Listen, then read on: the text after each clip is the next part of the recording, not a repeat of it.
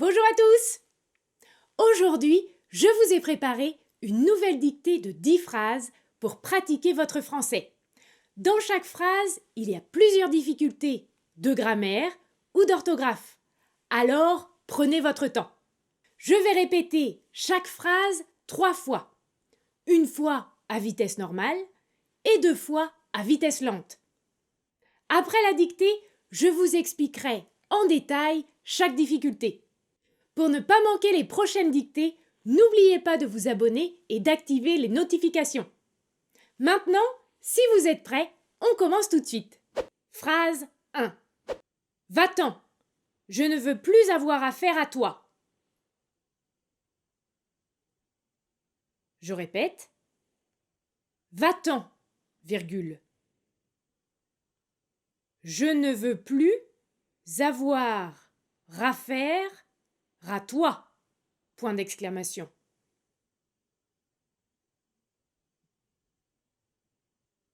Je répète. Va-t'en, virgule.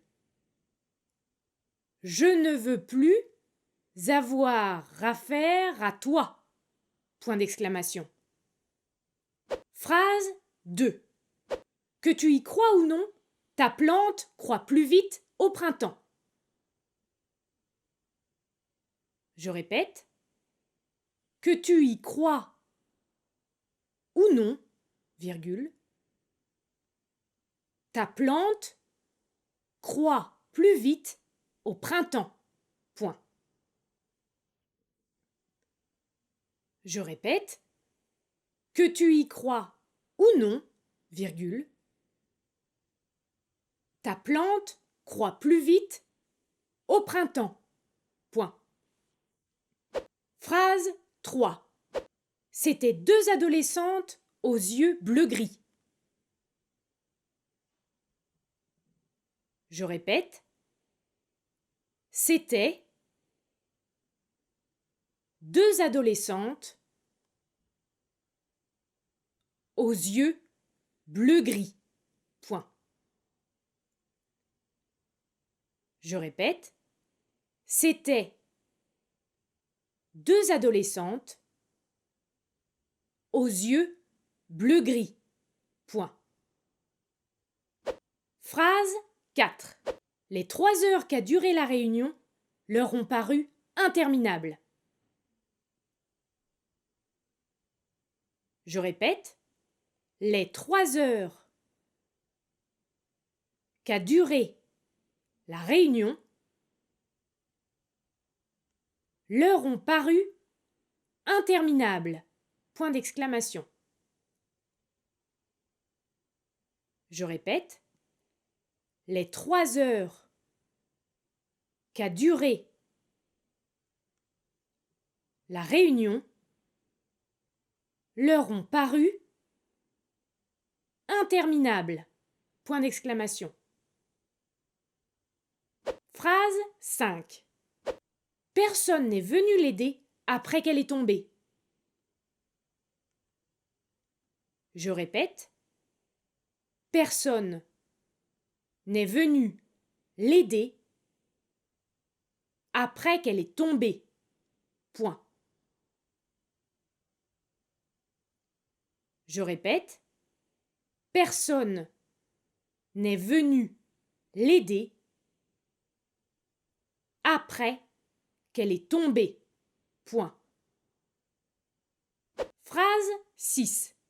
Ces 180 logements ont l'air abandonnés. Je répète. Ces 180 logements ont l'air abandonnés. Point. Je répète. Ces 180 logements ont l'air abandonnés. Point. Phrase 7. Pour mémoriser une chose, apprenez-la une fois et demie plutôt qu'une demi-fois. Je répète. Pour mémoriser une chose, virgule, apprenez-la une fois et demi plutôt qu'une demi-fois. Point. Je répète, pour mémoriser une chose, virgule, apprenez-la une fois et demi plutôt qu'une demi-fois. Point. Phrase 8. Quand ils se sont aperçus qu'ils faisaient fausse route, ils se sont empressés de faire demi-tour. Je répète. Quand ils se sont aperçus qu'ils faisaient fausse route, virgule, ils se sont empressés de faire demi-tour. Point. Je répète. Quand ils se sont aperçus qu'ils faisaient fausse route, virgule, ils se sont empressés de faire demi-tour. Point. Phrase 9. Excepté une poignée d'élèves, la majorité a feint la surprise. Je répète. Excepté une poignée d'élèves, virgule, la majorité a feint la surprise. Point. Je répète. Excepté une poignée d'élèves, virgule, la majorité a feint la surprise. Point. Phrase 10. Les conseils que nous avons prodigués à nos collaborateurs n'ont pas eu l'effet escompté. Je répète. Les conseils que nous avons prodigués à nos collaborateurs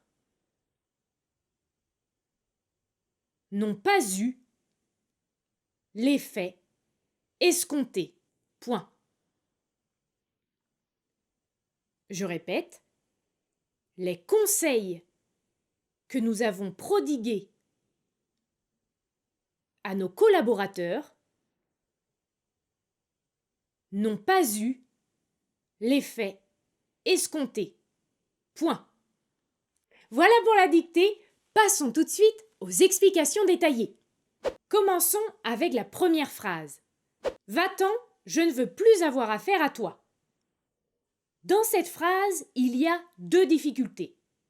Concentrons-nous tout d'abord sur la forme verbale va-t'en. Il s'agit du verbe s'en aller, qui signifie partir, et qui est conjugué ici à l'impératif. Tout d'abord, rappelez-vous qu'à l'impératif, le verbe aller fonctionne comme les verbes du premier groupe qui terminent en ER, c'est-à-dire que ce verbe ne prend pas de S à la deuxième personne du singulier. Ensuite, rappelez-vous qu'à l'impératif affirmatif, on ajoute toujours des traits d'union entre le verbe et les pronoms. On va écrire par exemple « donne-le lui » ou encore « apporte-la lui ». Alors, pourquoi avec la forme verbale « va-t'en » on ne met pas de trait d'union entre le T et le en? Le T apostrophe correspond en réalité au pronom te. Pour éviter la rencontre des deux voyelles, on a remplacé la voyelle E de te par une apostrophe. Mémorisez ceci. À l'impératif affirmatif, les pronoms moi et toi deviennent M apostrophe et T apostrophe devant les pronoms en et i. Comme l'apostrophe marque l'élision, on ne la fait pas suivre d'un trait d'union. On écrit donc va-t'en. Revenons à notre phrase et regardons ensemble la deuxième difficulté, l'expression avoir à faire. Il ne faut pas confondre les expressions avoir à faire et avoir à faire. L'expression avoir à faire en deux mots signifie être en rapport avec. Et avoir à faire en 3 mots signifie avoir à réaliser.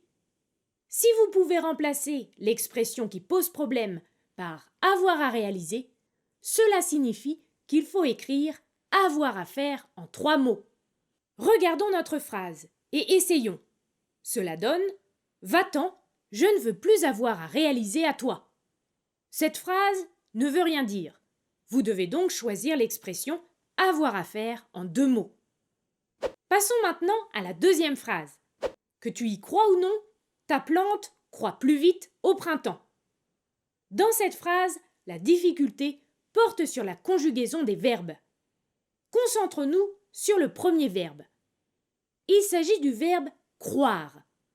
Attention, ici, la construction que ou exprime une concession et s'utilise avec le subjonctif. On dit par exemple qu'il soit d'accord ou non, ou encore qu'il soit content ou non. Dans cette phrase, on va donc conjuguer le verbe croire au subjonctif présent. Rappelez-vous, pour former le subjonctif présent, vous devez prendre les formes nous et il du présent de l'indicatif, ce qui donne nous croyons, il croit. Supprimez ensuite la terminaison du présent et vous obtenez 2 bases différentes, croille et croit. Pour la base formée à partir du nous du présent, c'est-à-dire croille, vous allez ajouter les terminaisons ion, yé. Pour la base formée à partir du il du présent, c'est-à-dire croit, vous allez ajouter les terminaisons e, es, ent. Dans notre phrase, que tu y crois ou non, ta plante croît plus vite au printemps, le sujet du verbe croît est tu. On va donc choisir la terminaison es. Passons maintenant au deuxième verbe. Ici, il ne s'agit plus du verbe croire, mais du verbe croître, qui signifie se développer, pousser. Ce verbe se conjugue ici au présent, car il exprime un fait objectif, réaliste. Le verbe croître se conjugue ainsi. Je crois, tu crois, il, elle croit, nous croissons, vous croissez, il, elle croissent. Attention, le verbe croître s'écrit avec un accent circonflexe sur le i aux premières personnes du singulier. Dans notre phrase, on conjugue donc le verbe croître à la 3e personne du singulier, ce qui donne croît. Continuons avec la phrase 3. C'étaient 2 adolescentes aux yeux bleu-gris. Dans cette phrase, il y a 3 difficultés. Commençons avec l'orthographe de c'étaient. Placé devant un groupe nominal pluriel, ici 2 adolescentes, on accorde le verbe être. On doit donc écrire c'était au pluriel. La forme c'était au singulier est toutefois tolérée, mais est considérée comme familière. À l'écrit ou dans la langue soignée, il est donc préférable de choisir la forme plurielle. Attention, si à la place de c'était, on avait l'expression impersonnelle il y avait 2 adolescentes aux yeux bleu-gris, là, le verbe avait s'accorde toujours avec le sujet impersonnel il. Reprenons notre phrase et continuons avec l'orthographe du mot adolescente. Il fallait faire attention au son s. En effet, on écrit les lettres SC devant les voyelles E, I et Y. Cette graphie, d'origine latine ou grecque, se trouve principalement au début des mots, comme dans science ou scène, comme dans les mots adolescent ou adolescente, et enfin dans quelques verbes, comme fasciner ou encore transcender. Enfin, passons à l'orthographe de l'adjectif de couleur bleu-gris. Bleu-gris est un adjectif de couleur composé, c'est-à-dire qu'il se compose de 2 adjectifs de couleur, bleu et gris. Voici la règle. Quand il y a un adjectif de couleur, modifié par un autre adjectif de couleur, les deux éléments sont invariables et sont liés par un trait d'union. Phrase 4. Les 3 heures qu'a duré la réunion leur ont paru interminables. Dans cette phrase, la difficulté porte sur l'accord des participes passés. Commençons avec l'accord du participe passé duré. Vous connaissez la règle selon laquelle on accorde le participe passé conjugué avec l'auxiliaire avoir quand le COD est placé devant. Attention, ici, ne vous trompez pas en identifiant la fonction du pronom relatif QU apostrophe. QU apostrophe, mis pour les 3 heures, n'est pas un COD, mais un complément circonstanciel qui indique une durée. En effet, on ne peut pas poser la question quoi. On ne dit pas la réunion a duré quoi, on dit la réunion a duré combien de temps. Comme il s'agit d'un complément circonstanciel, le participe passé duré ne s'accorde donc pas. Passons maintenant au participe passé paru. Le verbe paraître est construit avec l'auxiliaire avoir et est précédé d'un COI et non d'un COD. Dans ce cas, on n'accorde pas le participe passé. Attention, il ne fallait pas non plus mettre de S au pronom complément indirect leur. Seul l'adjectif possessif leur, placé devant un nom pluriel, prend un S. Passons à la phrase 5. Personne n'est venu l'aider après qu'elle est tombée. Dans cette phrase, il s'agit encore de difficultés d'accord. Commençons avec l'accord du participe passé venu. Le verbe venir se conjugue au passé composé avec l'auxiliaire être. On doit donc accorder le participe passé venu avec le sujet. Attention, dans cette phrase, le sujet est personne. Il ne s'agit pas du nom féminin une personne, mais d'un pronom indéfini singulier. Ce pronom signifie aucune personne, aucun individu. Comme il s'agit d'un pronom indéfini singulier, les termes qui se rapportent à ce pronom doivent donc être au masculin singulier. Regardons maintenant le verbe tomber. Avec après que, on a tendance à vouloir utiliser du subjonctif, comme avec avant que. Cependant, la proposition introduite par après que signifie que le fait a réellement eu lieu. Comme cet événement n'est pas hypothétique, on doit donc utiliser l'indicatif et non le subjonctif. Ici, il fallait donc écrire le verbe tomber au passé composé avec l'auxiliaire être et accorder le participe passé avec le sujet elle. Phrase 6. Ces 180 logements ont l'air abandonnés. Dans cette phrase, il y a 2 difficultés. Tout d'abord, l'orthographe du nombre 180 en lettres. Aujourd'hui, en orthographe moderne, on relie tous les éléments d'un nombre composé par un trait d'union, même quand il y a un « et » ou quand le nombre est supérieur à 100. Ensuite, il ne fallait pas mettre de S à 100, car il est suivi d'autres nombres. En revanche, il ne fallait pas oublier le S à 20, car il est multiplié et qu'il n'est pas suivi d'un autre nombre. La deuxième difficulté concernait l'expression « avoir l'air », suivie d'un adjectif. En effet, on se demande toujours s'il faut accorder l'adjectif avec le nom « air » ou avec le sujet. Mémorisez ceci. Avec l'expression « avoir l'air », si le sujet est un nom de chose, vous devez obligatoirement accorder l'adjectif avec le sujet. On va donc ici accorder « abandonner » avec le nom masculin pluriel « logement ». Phrase 7. Pour mémoriser une chose, apprenez-la une fois et demie plutôt qu'une demi-fois. Ici, la difficulté porte sur l'accord du mot demi. Regardons tout d'abord l'expression une fois et demie.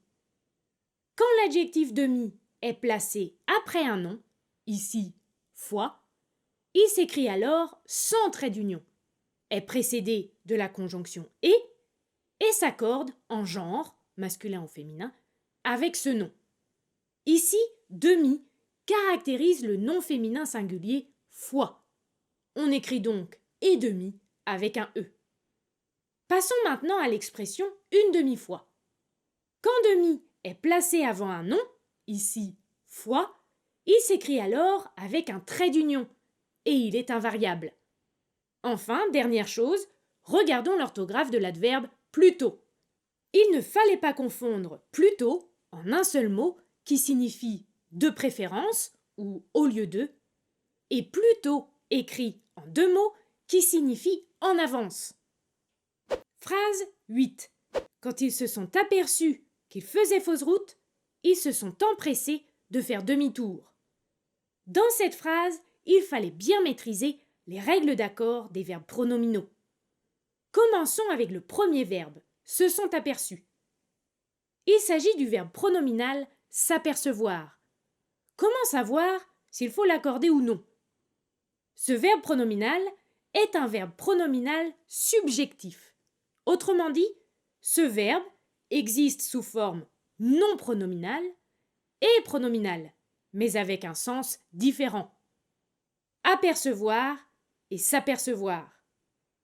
En effet, dans cette phrase, se sont aperçus signifie se sont rendus compte.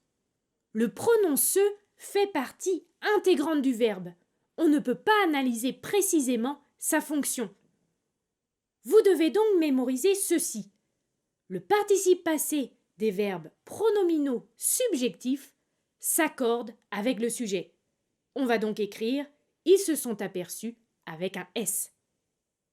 Passons maintenant à l'accord du verbe pronominal « se sont empressés ». Il s'agit du verbe « s'empresser », qui est un verbe essentiellement pronominal, c'est-à-dire que ce verbe n'existe pas sans le pronom « se ». Mémorisez ceci. Les participes passés des verbes essentiellement pronominaux s'accordent systématiquement avec le sujet. On écrit donc « ils se sont empressés » avec un S. Enfin, il fallait faire attention à l'orthographe du verbe « faisait ». Même si on prononce le verbe « faisait » avec le son « e », on doit écrire ce verbe avec les lettres AI. En effet, les lettres AI se prononcent « e » dans les mots « faisant »,« faisons »,« faisable », etc. Phrase 9. Excepté une poignée d'élèves, la majorité a faim la surprise. Dans cette phrase, il y a 3 difficultés. Commençons avec excepté. D'une part, il ne fallait pas oublier la lettre C après le X. D'autre part, il ne fallait pas mettre de E. En effet, excepté est placé devant un groupe nominal. Et dans ce cas, il est invariable. Mémorisez ceci. Certains participes, comme excepté, passé, vu, 6 juin, etc., sont invariables devant un nom ou un pronom. Passons maintenant à l'orthographe de l'expression « une poignée de ». Il ne fallait pas oublier de rajouter un « e ». Mémorisez ceci. Quelques noms féminins comme dictée, montée, pâté, ainsi que des noms féminins qui indiquent un contenu, une durée ou un ensemble finissent en « et e ». On écrit par exemple une cuillerée, une matinée ou encore une tablée. Enfin, regardons le verbe afin. Il s'agit du verbe feindre, conjugué au passé composé. Mémorisez ceci. Les verbes en indre et oindre ont leur participe passé en t.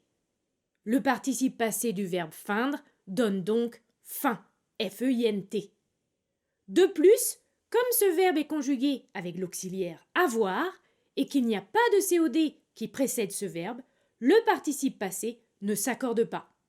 Phrase 10. Les conseils que nous avons prodigués à nos collaborateurs n'ont pas eu l'effet escompté. Dans cette phrase, il y avait 3 difficultés. Commençons avec l'accord du participe passé prodigué. Faut-il ou non l'accorder? Rappelez-vous, on accorde le participe passé si un COD précède l'auxiliaire avoir. Dans cette phrase, y a-t-il un COD? Pour le savoir, posons la question qui ou quoi. Nous avons prodigué quoi, que, mis pour les conseils. On accorde donc le participe passé avec ce COD et on ajoute un S. Passons maintenant au verbe avoir. Le verbe avoir est ici conjugué au passé composé. Comme le COD est placé après, le participe passé eu ne s'accorde pas. On écrit donc EU. Terminons avec l'orthographe du mot escompté. Tout d'abord, il ne fallait pas oublier la lettre muette P. Ensuite, il fallait respecter également la règle suivante.